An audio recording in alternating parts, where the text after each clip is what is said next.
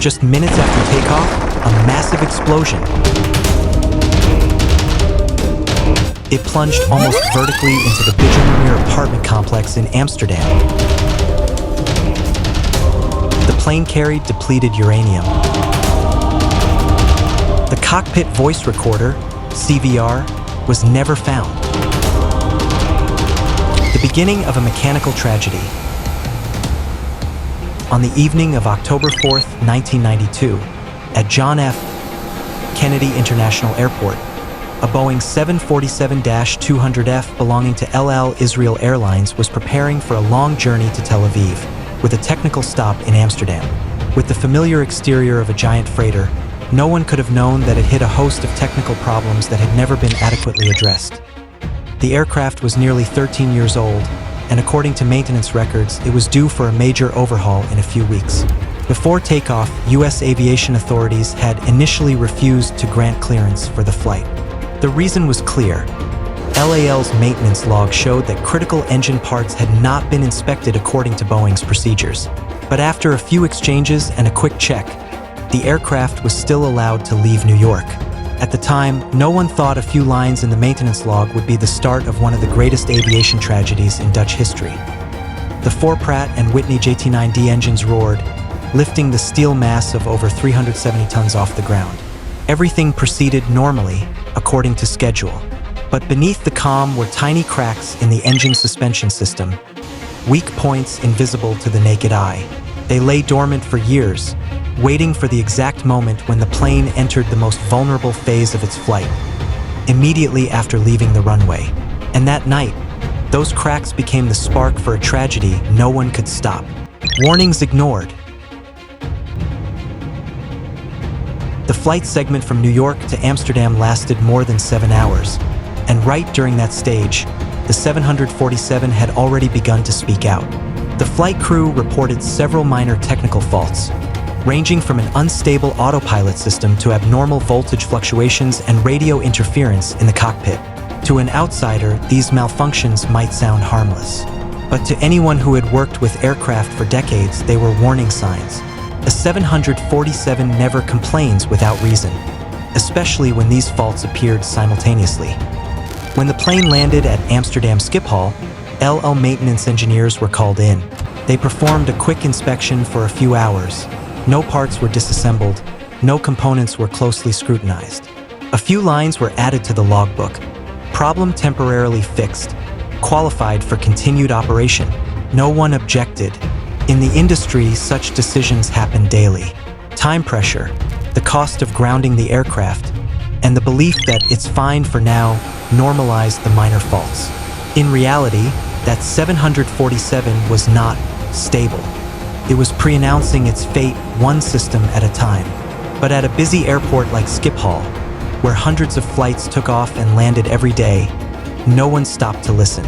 And just a few hours later, as the sun began to set over Western Amsterdam, what was overlooked in the hangar would become the trigger of a mechanical catastrophe.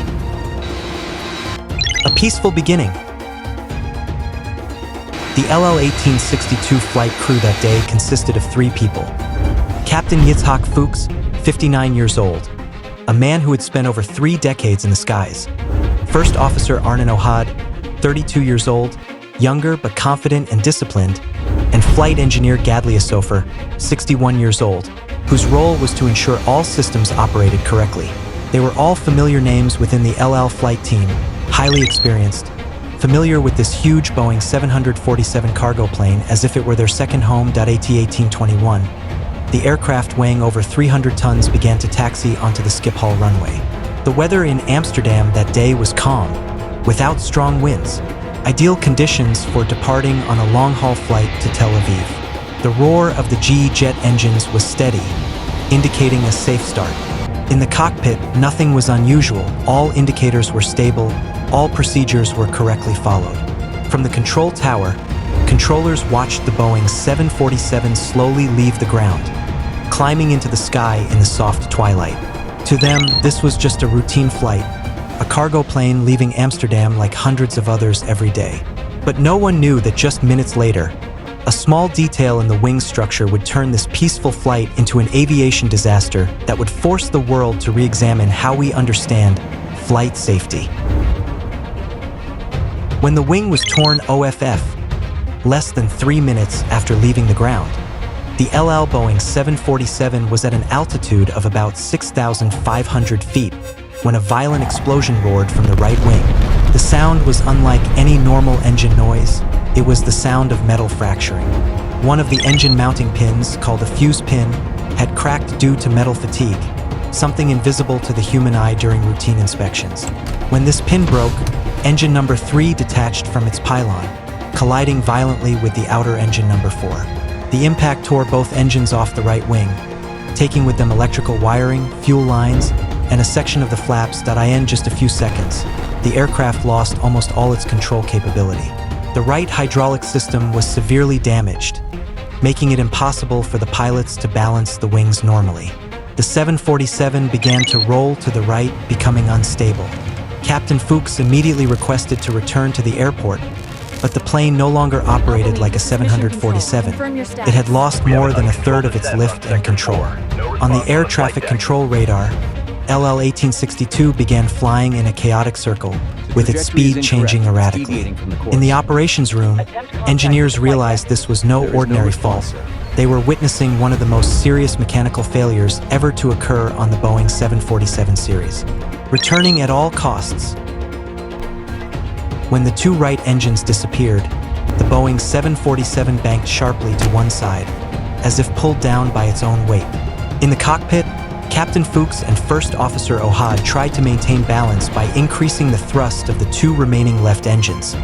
But the reaction was insufficient to stabilize a huge, severely unbalanced metal mass. They knew well, if they couldn't maintain altitude, the plane would crash into the densely populated residential area below. The aircraft continued to leak fuel from the torn wing section, creating a risk of explosion at any moment. Fuchs informed air traffic control. They needed to return to Schiphol Airport immediately. The control tower cleared an emergency landing on runway 27, a more difficult upwind approach, but the only option that was long enough and clear. In the next few minutes, the crew struggled with every shake and tremor. The right wing was almost entirely unresponsive.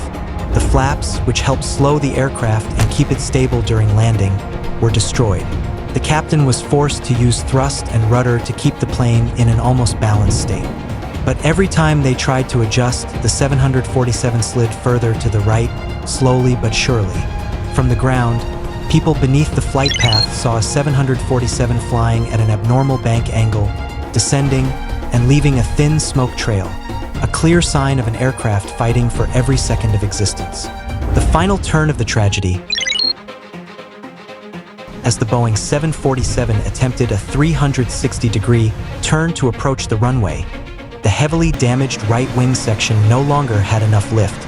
The remaining control surfaces were working erratically, causing the plane to lurch in the air like a disoriented object. Captain Fuchs tried to stabilize the plane by increasing power on the 2 left engines, but the thrust only made the situation worse. The plane banked deeper to the right. At an altitude of over 600 meters, about 2,000 feet. The speed decreased rapidly. The warning system blared continuously, but there was almost nothing left they could do. All control inputs were slow, heavy, and ineffective. In the final seconds, the 747 began to fall at a steep angle, almost vertically. The control tower lost radar contact immediately afterward. At 1835. The aircraft slammed into the Bijlmermeer apartment complex, one of the most densely populated residential areas in Amsterdam. The impact created a massive explosion, incinerating over 100 apartments and sending shockwaves throughout the city. The building collapsed in sections, steel and concrete mixed in a sea of fire. No one aboard the aircraft survived. From a normal cargo flight, it became one of the worst aviation disasters in Dutch history, where minor technical faults, complacency, and sloppy maintenance procedures combined to create an irreversible end. The aftermath of silence. The crash of the LL Boeing 747 left a scene of desolation in the Bijlmermeer apartment complex. 43 people were killed, including the entire crew, an airline technician, and 39 residents of the building. Dozens of others were injured, and many lost their homes in an instant. But the disaster did not end there. In the months following the crash, residents in the area began to exhibit strange symptoms: persistent coughs, allergies, fatigue, and immune system problems that no one could explain. When information leaked that the plane was carrying depleted uranium and certain dual-use materials for military purposes, public opinion in the Netherlands erupted. The question was raised: why was a civilian cargo flight carrying such items, and who authorized it? The official investigation took place in a heavy atmosphere. Engineers and inspectors tried to determine the exact cause, but one detail complicated everything further: the cockpit voice recorder, CVR, which could have answered all questions, was never found. No data, no final words from the crew, only hypotheses and suspicions remained. 30 years later, this accident remains an unhealed wound in European aviation history, not just because of the lives lost, but because of the feeling